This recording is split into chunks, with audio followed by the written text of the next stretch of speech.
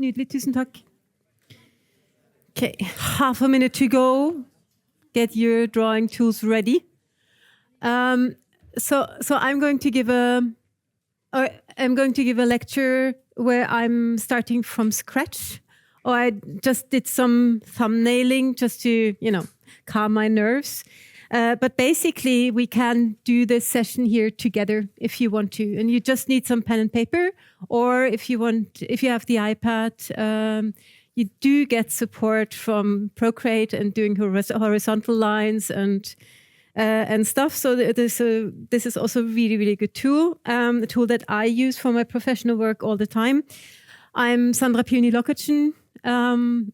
To do storyboards is my everyday life, and I'm really, really grateful for being a freelance artist and having the possibility to have been in this business for over 20 years and living basically it's crazy. We bought a house for 5 years ago, and we could buy this house because we are drawing. And that's so cool, right? So yay! So I really hope that this will also work out for you. And basically this session here is the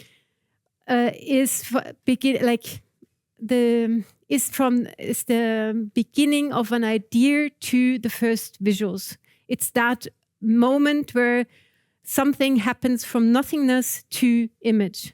And I find this the most interesting part to work on. Of course, I do love gorgeous visuals, and I love animation, and I love good drama in live action, and I do love film.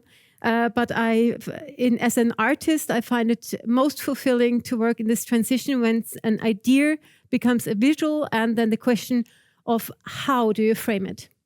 And there we are actually frame. We are working with a frame.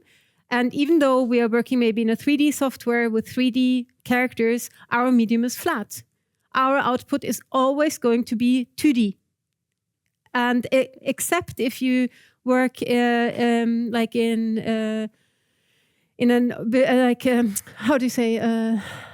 the goggles, when you can create. In VR, when you actually can create a space, you're probably the biggest world builder if you are creating something from scratch in VR, where people can walk into your vision. And Google Spotlight did some storytelling there, where they're leading their audience in an environment 360 degrees. And this is then really high sophisticated storytelling, because you need then to use light and audio to guide your visitor to where you want him to see and to watch. We only need to deal with a 2D space. And this is a book that I can highly recommend from Hans Bacher. He is a concept artist from Disney, and has been working forever in this line of work. And he basically dissects what an image is, the anatomy of an image, and it's really great reading, and makes you think of the tools that you actually have at hand to express yourself and to make powerful images. So the format is always there for you, and you need to compose within your frame. And then, of course, you can choose the angle of I'm not going to go into teaching this now, but I just highlight that you have choices on how you frame your action with a camera angle, and then of course also the scale. How close are you to your character or to your object, or how far away? Then of course you want to create depth, the illusion of space within your flat medium, and there are things like size difference, overlap, aerial diffusion, textural diffusion, foreground, midground, background. And the more you know about these tools, the better and more expressive you are going to be. Focal point is a big one, because our medium is not fine art where you're looking at one image, but we are artists of pictures in a sequence, and to guide your audience visually from clip to clip, or from cut to cut, without losing them or without losing the focus. This is part of your job as a storyboard artist. And then, of course, composition, which is like the voice within the frame, and which is for example, these two here. The lower one is a really centered image, a balanced image, where things are as they have been for thousands of years. This is from the great emperor. And the image from above is off-center. It really weighs more on the right side of the picture, and it's he gets punished, and it's the whole situation is totally unjust. So composition underlines the emotion of what you want to say. And then, of course, framed ink. It's really, I highly recommend that book. Development of a basic idea, like from a blob with a lot of black to a standoff cowboy scene. That's quite an achievement there. But it is true, you can take it down to the basics. And this is basically also what I want to do today. In my first session, I showed a lot of storyboards that I spent a lot of time on to polish and refine. But the true magic is really in the beginnings, in the drawings, in the doodling, to understand what you want to tell. And this is where I am. Well, this is our playground for today. So this is going to happen. This is one frame of our film, or it's an inspiration. So you have kind of like this extreme sports person that is jumping. I want him to jump over the river and do a salto. But this is basically our location. So we're somewhere in the mountains. It could be Norway. And there is kind of like this canyon happening. And we have a river with whitewater. And I'm adding laks. So there is food. And where laks and food is, there are also some bears. But he doesn't know it.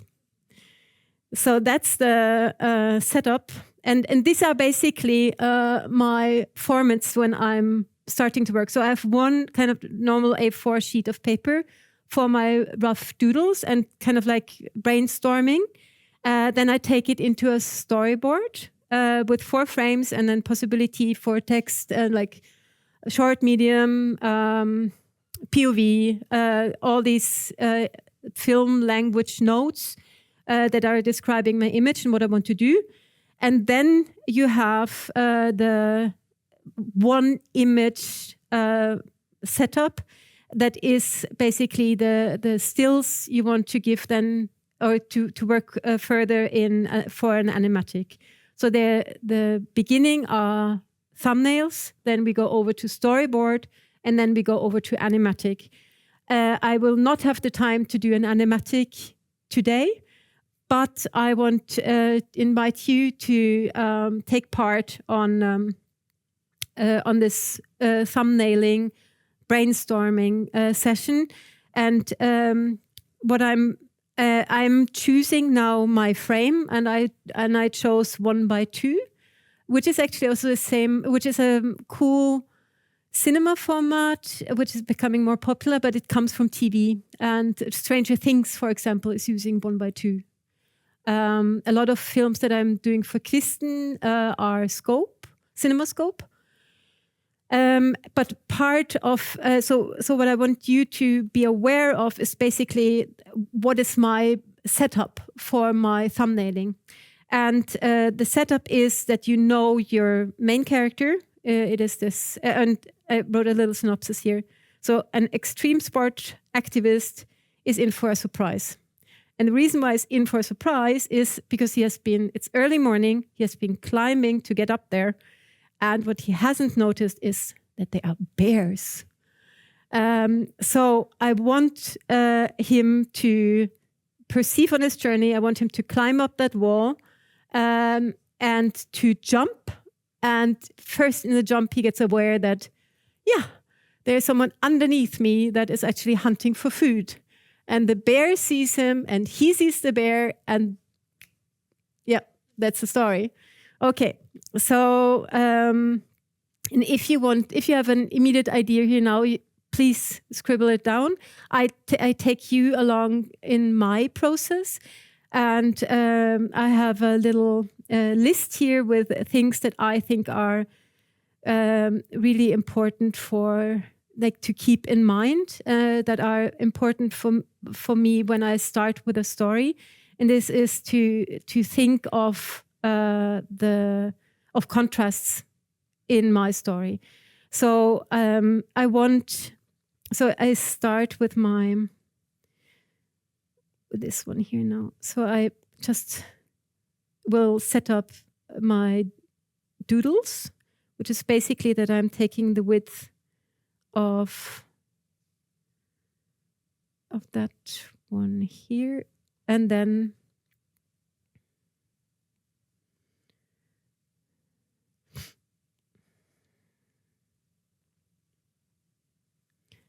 I'm basically just blocking out frames like that. So you see they are really small.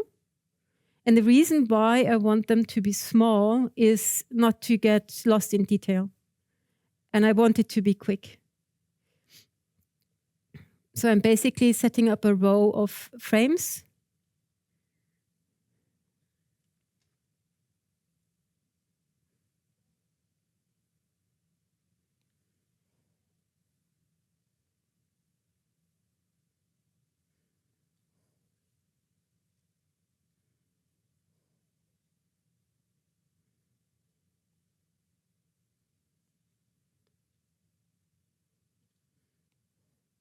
Yeah, something like that.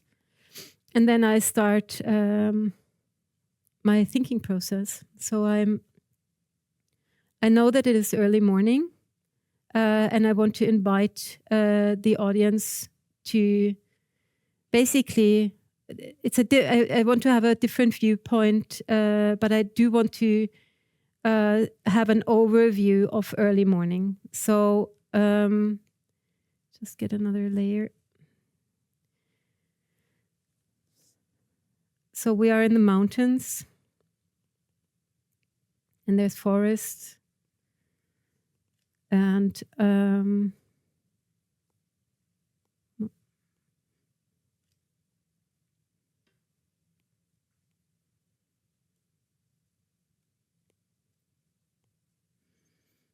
and I want that the sunlight is playing a role here.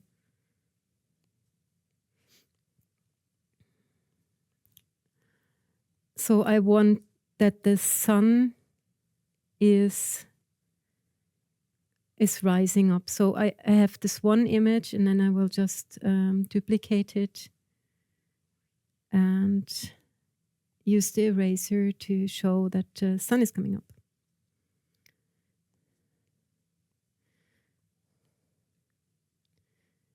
So you see already here, it's very crude.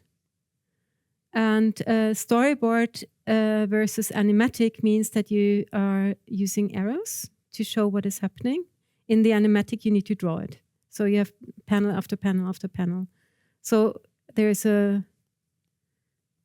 sun rising. And then maybe you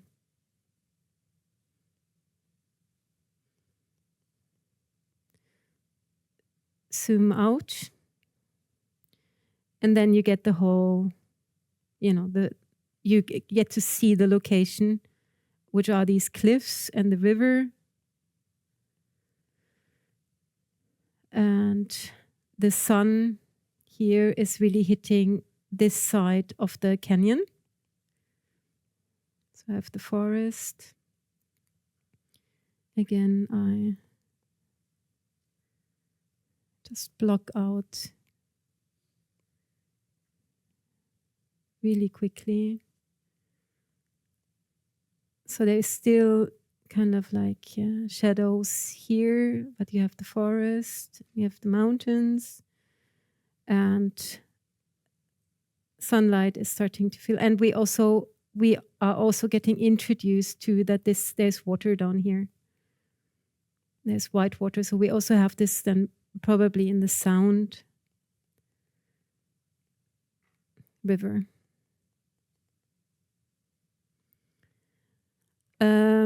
Maybe we have some lens flares. So my thing here is to say good morning. Or maybe even better is not to say good, but calm. Because later I want him to really run and jump, so that we have the contrast from calm, beauty of nature, early morning, getting to your senses, to really big action. Okay, so the next thing I thought was sun is rising, and then we are getting aware of the bear. So I want so far, if I'm jumping here to the floor plan to understand where I am. So we have, according to the different sets, like if I have a bigger scale set, I have a floor plan for that. If I have a smaller set within that set, I have another floor plan. But just to get an overview, I have this kind of like canyon with a river. I want my action to be down here. Here is kind of this valley thingy, and the light source, or my sun, is coming from here. And this also plays actually a role for both for animation and for live action of where is the sun in that scene. So I want to establish first one more time beauty of nature.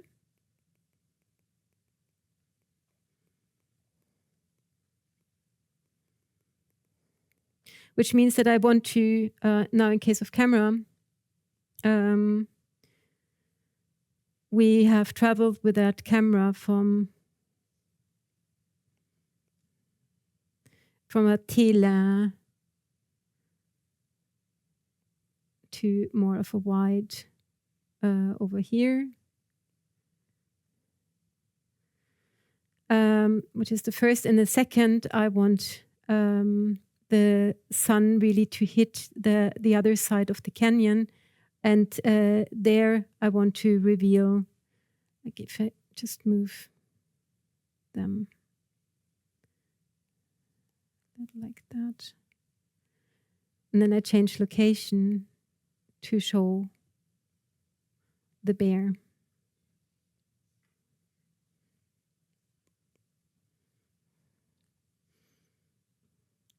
So I'm showing now the whitewater, and having done my work in case of finding references, I know that these bears, they like to stand exactly there where the water falls, because these fish are jumping up, and this is their possibility to catch the fish. So I want to introduce that place.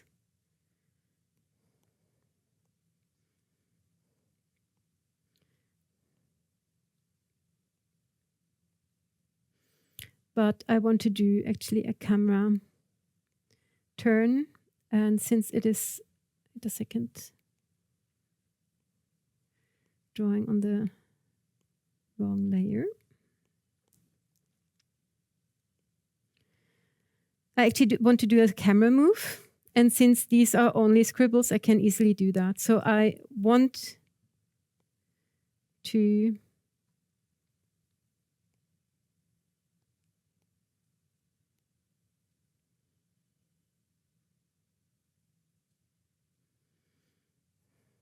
to end up seeing the whitewater, and also seeing a bear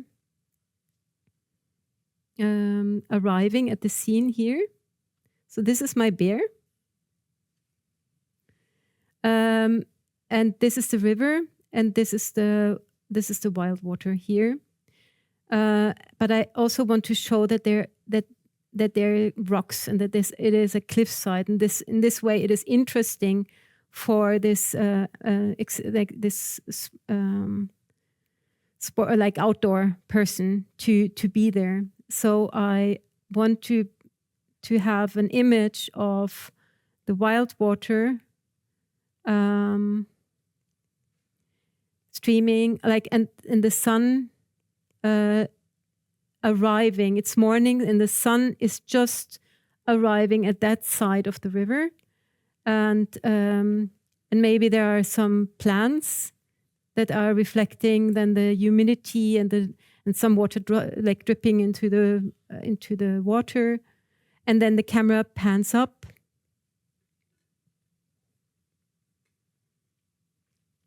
And I want it to be misty because there's a lot of humidity because of the water. And I want the bear. Oops. I am drawing on the wrong. Yeah, well, then I just merged them. Cool.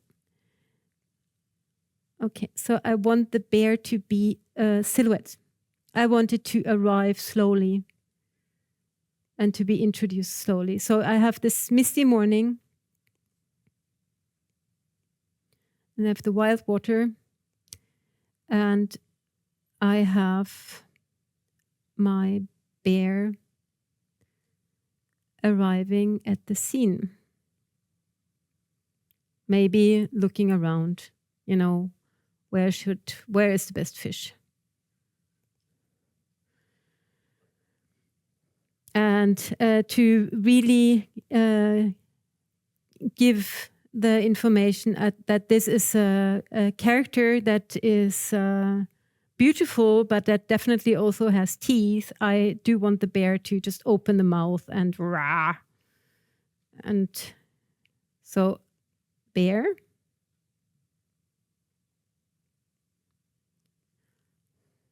Teeth. And maybe it's not really making a too loud sound, because I don't want my human to know that the bear is there yet. So maybe it's just like a huff.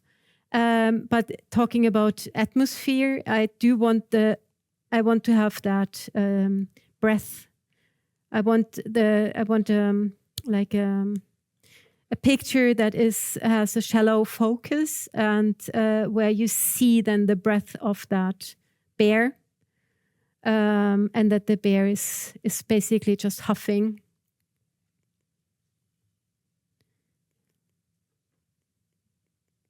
And then we cut. At a different place, at a different time, same time, I have my human. And this person is unaware of the bear yet. So I'm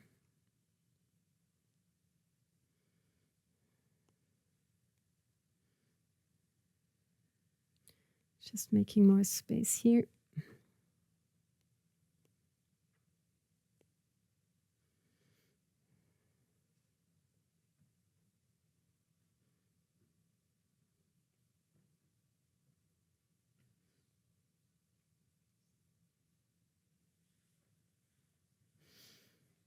And in my first frame, I want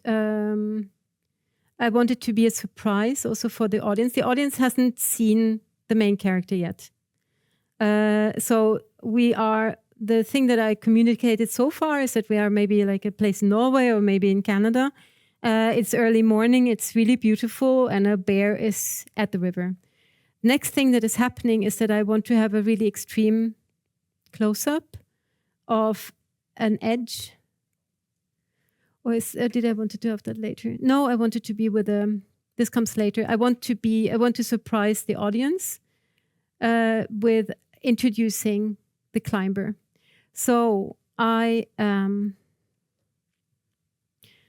at a rock side, but I'm looking down. So it's a down shot.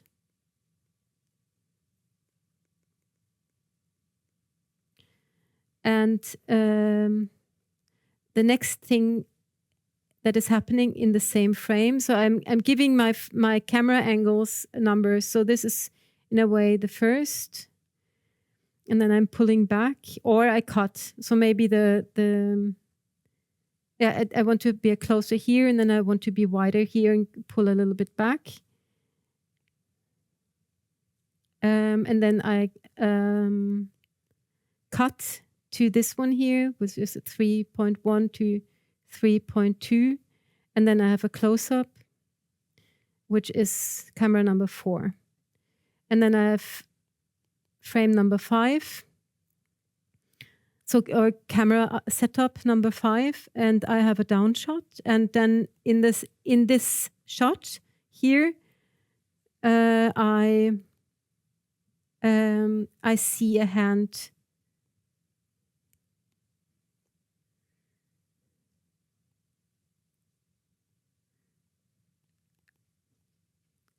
reaching up. And then later I see the whole character rising up and then pulling, and this is 01, 02, 03. And then the whole character is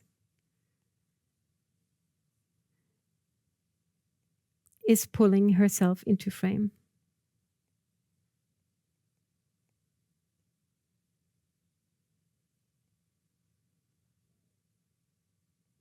And this person is really happy.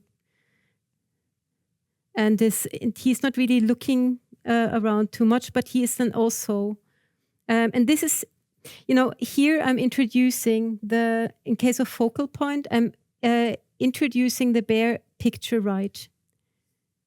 So I'm giving the right frame side to the bear. So, and this is then the reason why here I'm making in a way the mistake of the beginner, or this is also how the first draft tends to be centered, so that you put your object in the center. This is not wrong in its own, but it's very calm. And I do want to have more drama. And since I introduced one of the characters on frame right, I want to introduce the other character frame left, so that we understand that these are two characters that are opposing another in a certain way. So I'm flipping my character here.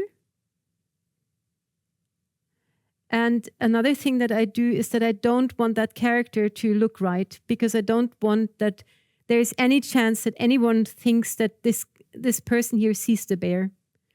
So I let him or her, haven't decided yet really, look the other way. I think in the reference it's a guy. Are you a guy? Yeah, you're a guy. So, and there's let him look left. And maybe I also want this to be more dramatic, and dramatic are always angles, so that you are incorporating space and angles in your setup. And then we stick to our character here. So basically we do a shot where from above, because he is then climbing up, and I want him to climb through the frame. So the last thing we see is his foot pushing up, and then we are there at the top when the character is putting his first hand over the edge, and then in the behind the character, and I use now gray in order to give it more depth. We see the river, and because we have seen the bear, we know that there is someone waiting as well, but our character hasn't seen that. So maybe the character is, maybe our bear, which is that blob here, is not on picture right, but is actually then moving from center to behind the character here. So when our character is arriving,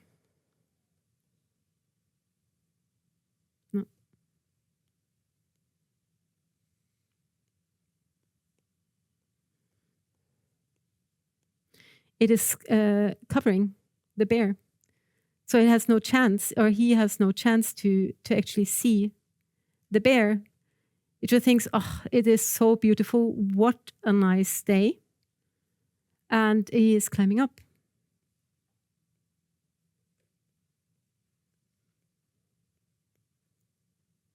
No.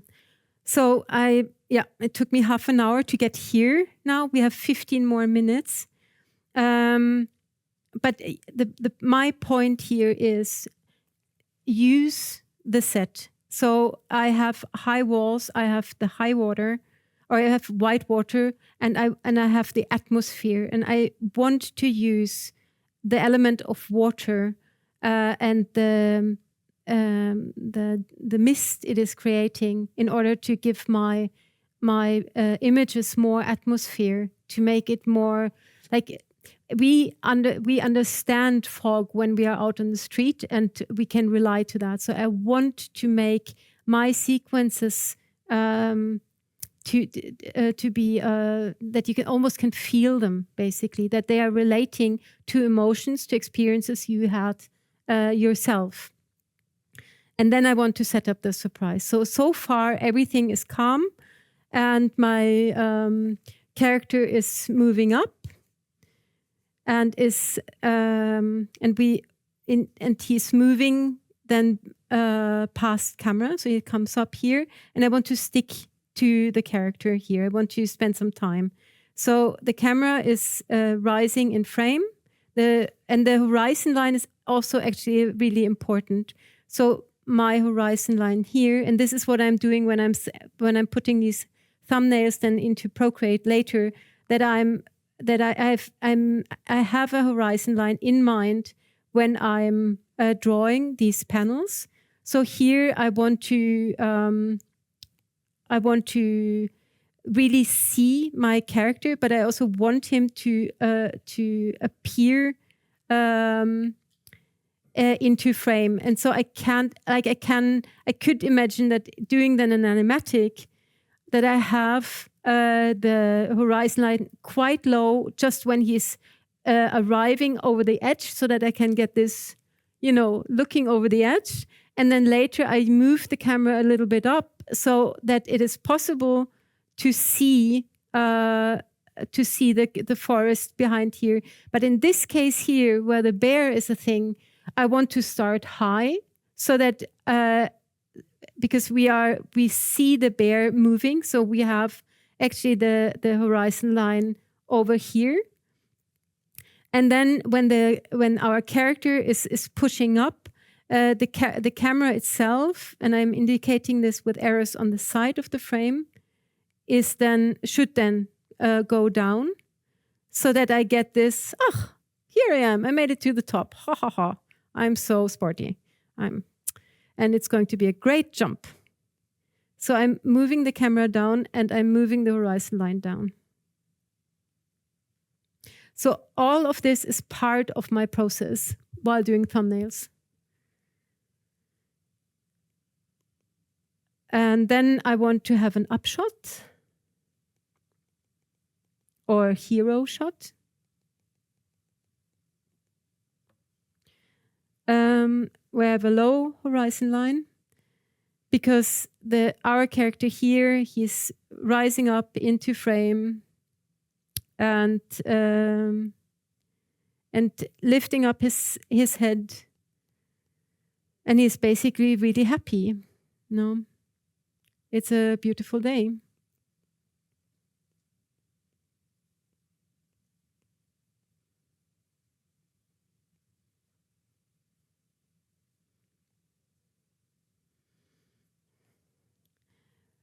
And maybe the camera is even turning around, like a 90 degree, to frame the character with a goal, so that we have our character turning around to face the jump. So here's the ledge, and here is where he wants to jump. So again, horizon line is important. And height is important, so that we and I gave and I'm keeping then that I'm positioning my character on the left side and the bear is on the right side. But there are also other possibilities. And this is actually also something that I would suggest. Like I would suggest that you do a run like that. And then you do that setup 2 times more, where you're finding different angles and different ways to tell the same story. Because then you have covered a wide variety of different ways of setting up your story. And you can understand what works the best. Okay. So I leave this character here now. Like he is about to jump, and maybe before I'm leaving, maybe I'm like right now I'm setting up my character so that the again back to floor plan.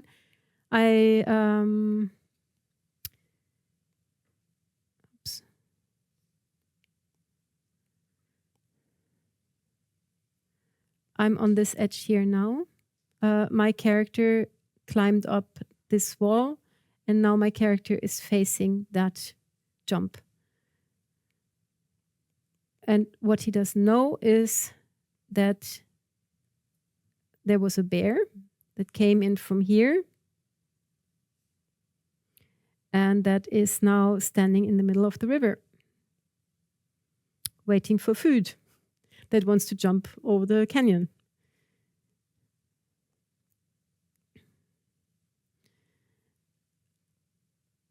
So, so you see, by having a floor plan and placing the cameras, for example, for picture number 5 is here. I'm following the character up. Then I have camera number 6, which is this one here, and shot number 7, and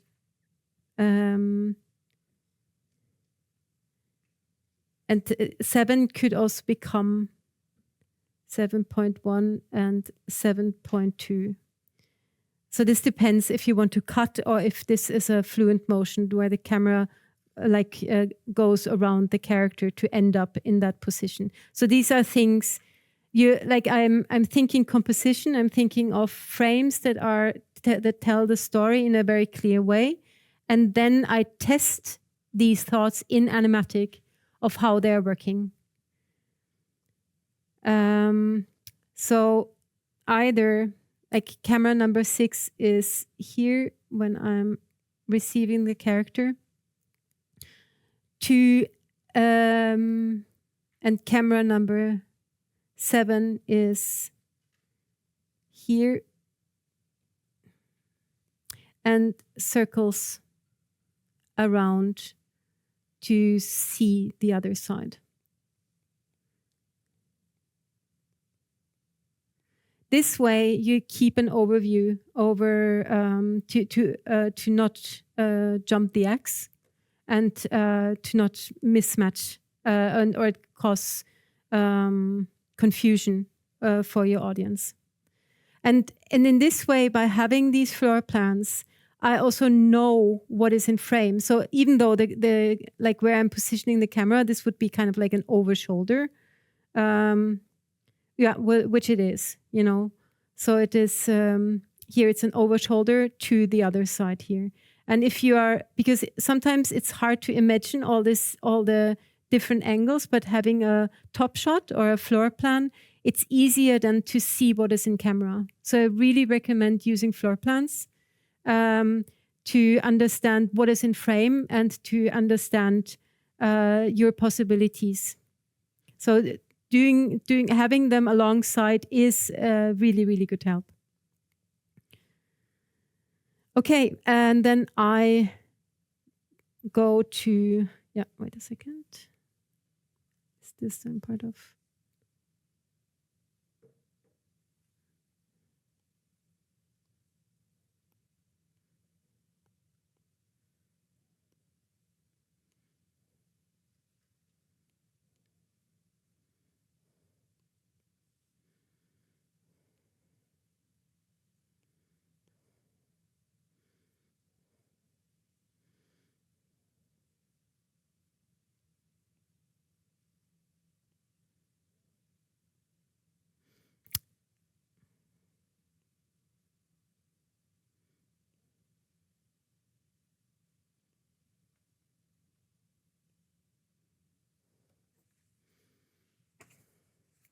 I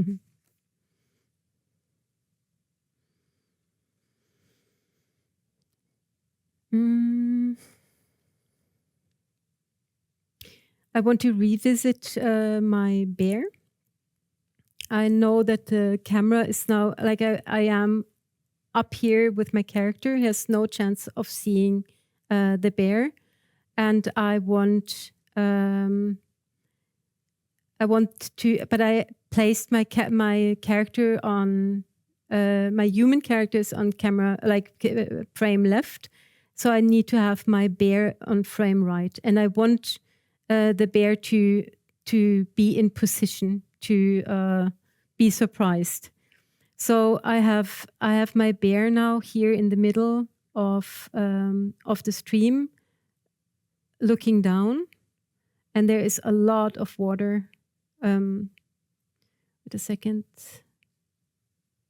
Yeah, I need to be to have that possibility. And my bear is here. And I want the bear to be picture left, which means that I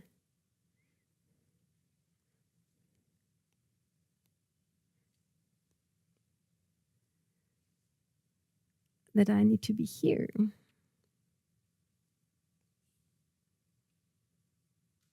No, my main character is picture left, so I need the bear to be picture right. So I actually need to be them with the camera here.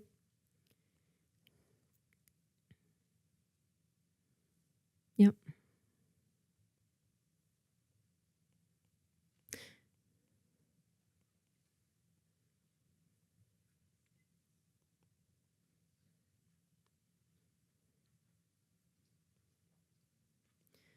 So I have my bear looking into the stream, being wet, hoping for food.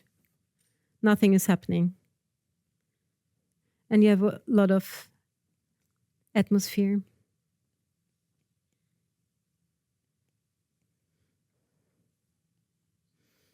And then I cut to my character up, like on the cliffside over there to, and I want to pick up the pace because we are going now from calm to fast. And the way how I do that is that I work with extreme close-ups. With he's getting ready, so I want him to shake his hands.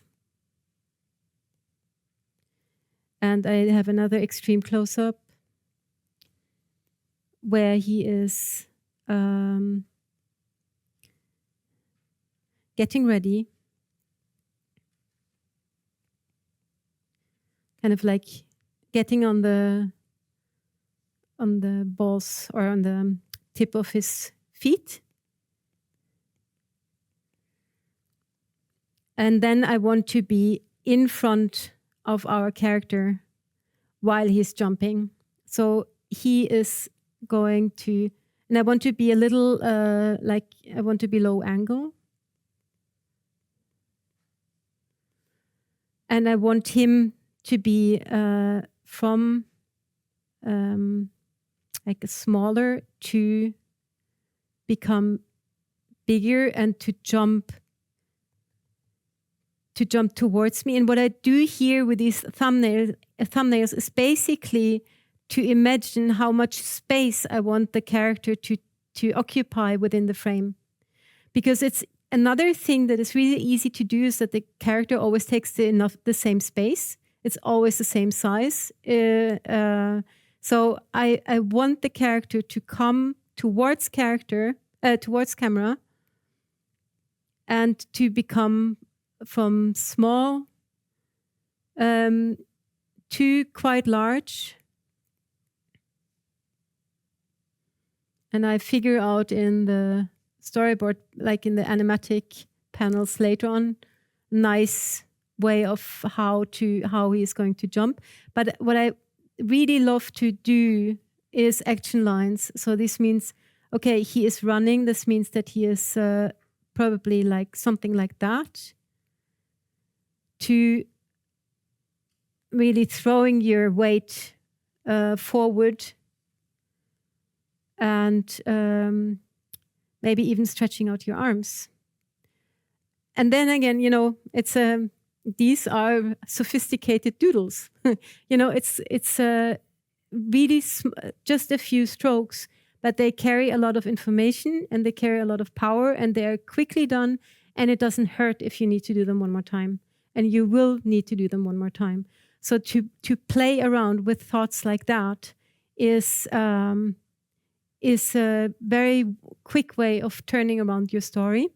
And just to finish off, I want the camera now to fly with doing a 90-degree, and for my character to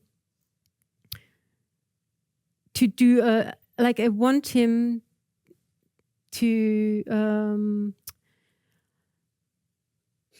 in a way, to do a salto. I think I want him to do that. So I give him this emotion or this energy up, and then I want him to, or is it a flip? Anyway, I want him to arrive in frame like that, so that he's looking down for the first time while doing his jump. And this is then the moment where he sees the bear for the first time. Now I drew in the floor. Okay.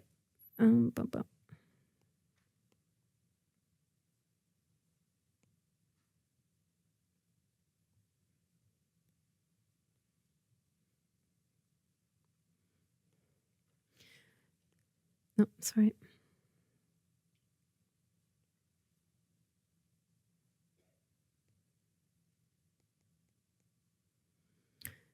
And now we're having this whitewater, and we have the focal point of my character here. The eyes are always drawing the attention. So this would then match here, but I want them not to be the same character. So I want that, like, we are looking somewhere here, camera right. We are in the middle of the jump. And the thing that he is spotting now is our bear that looks up and is in the middle of that whitewater and thinks food.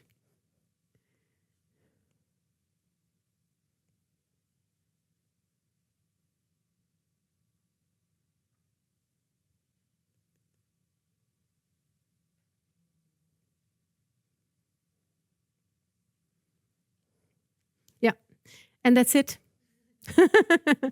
No, so there's more. I wanted to have also then a shot like that, where I have the bear, the side shot, starting to open the mouth, and we have our guy jumping. He is still in the middle of the jump, but we are with the bear here, over shoulder in a way. The bear enjoys. It's like, that is going to taste so great. So that we use the bear in foreground, whereas our guy here starts to really being distracted in his jump and is like, wah! And then, so to be continued. Thank you so much.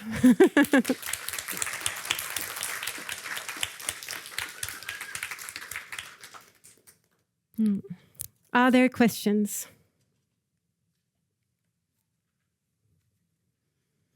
Let me see here. Yeah, so this one here, working with contrasts. I can't stress that enough. So when you're working with your scene, keep an overview in case of a floor plan. What is the aim? Here it's I want to set up my action for a surprise. So I'm introducing morning. I want to work with the contrasts of slow and fast, of being relaxed to immediate danger, and I try then with each panel to I just minimize them so we can see them all together.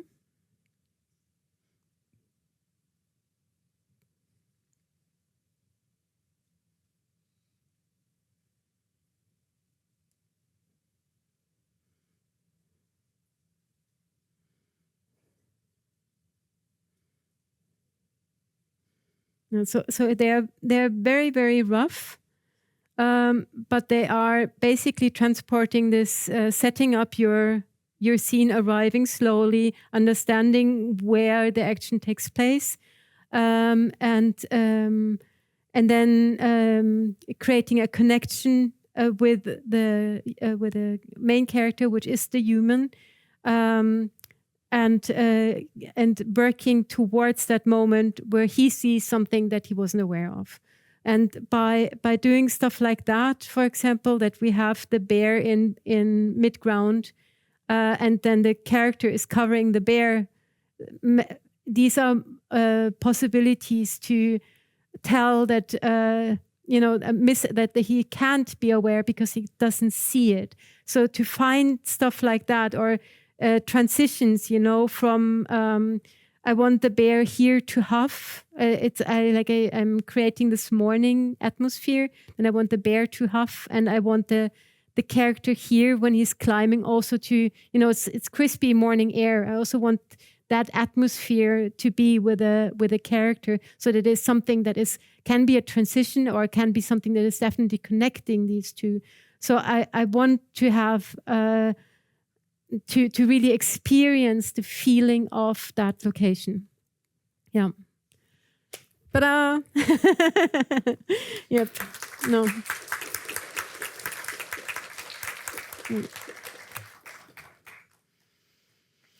Cool. Yeah. Yeah.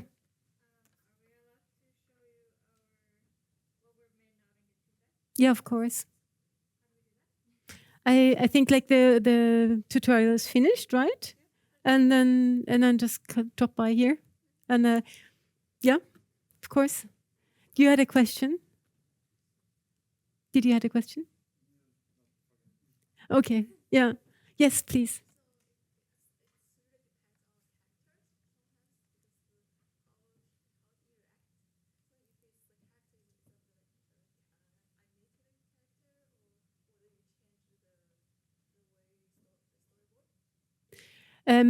Like if I would know more about the character, I would change the storyboard. Yeah, like for me, when I was in a way setting up my scene here and finding reference pictures also with the bears, kind of like trying to understand what synopsis here, what my scene is. I kind of decided that it's not everybody that can do a flip like that. So he is young. He's very well trained. He is also fearless to a certain degree, and curious. And so I gave him this story in my head that he is an adventurer. And, you know, before there was a big industry of like being transported up on a mountain, you needed actually to walk on that mountain first in order to do the skiing down. So he is a guy like that, you know, so he's climbing first to be able to do the jump. So this is in a way the story that I have for him. Yeah.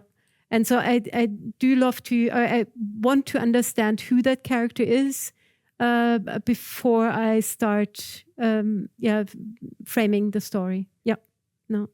And the same also with a reference here that okay, this is quite steep, but I made it more extreme with a whitewater and also then adding the bear to the story. Yeah. Mm. Mm. Yep. Yeah. When do you start working? Is it right when the script is finished, or do you get them before the script? Yeah, in order to get funding, actually, you need to have the script approved. Okay, the question is, when is the work of a storyboard artist starting? Is this in a way starting before the script is finished, after the script is finished, or are there more components that need to be in place before storyboard work can start? The script needs to be in a way hooked off, at least for the first version, because there's always something like the transition from idea to visuals. You can have a really, really good script, but still it doesn't tell you everything you need or is giving you answers to all the questions you have when you start to form this into visuals. And so it is a process, and the script needs to have achieved a certain level of detail and of depth of characters in order to be ready for production. So yes. But do you then get to talk with the director before reading the script, or do you read a script and then talk to the director? Yeah, so the question is if I'm reading the script first or if I'm talking to the director first. I need to have read the script before I'm starting the show. So I know the story, and I have questions, and maybe I also have references to my questions, and then I come. And then we start, and I get handed out my sequence. So I don't, as a storyboard artist, you're not responsible for the whole movie, but for the scenes that you're getting handed out, and then you of course you consider boarding your sequence, what comes before you, or before your scene, or what comes after your scene. And when the storyboard work has evolved a bit, you would also then ask your co-workers, okay, what is the last frame in your what is the last frame in your sequence, so that I can have a nice transition to mine? Is this going to be a hard cut, or where's your character, or is this a dip to black, so that you can already at the storyboard stage have a smooth transition into your part of the story. Yeah. And ideally, the concept art is also a good way along the way, so that you actually have eyes on what you're drawing. But this is not always a given. Yeah. So how long is the process for a storyboard artist? Yeah. So the duration of a storyboard artist in animation film is it depends on how big your team is. Most often we are 4 to 5 artists, and then for an animatic one, ideally it would be 3 months, but this is never the case. So it's very often around 2 months, and then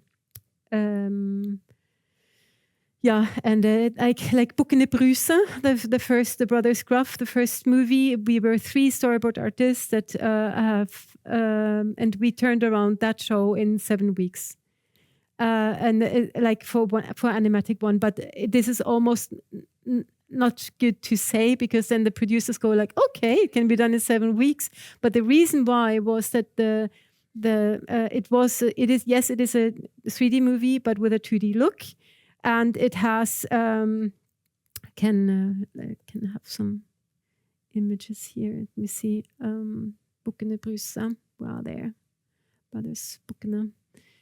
Yeah, no, I only have these panels here. I can show more work later, but here you have a very 2D framing.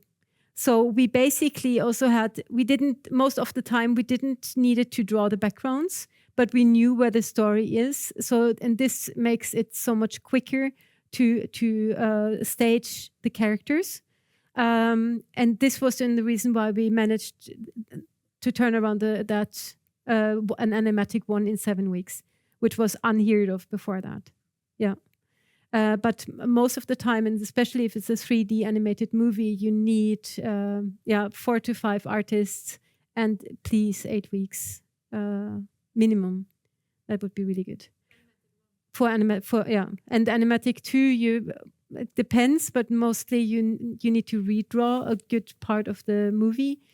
And then it's like right now we had 4 weeks to do then the animatic 2, and then it's about 2 or 3 weeks for animatic 3. Yeah, and less artists as well. So I think for animatic 3 there are going to be 2 artists. Yeah.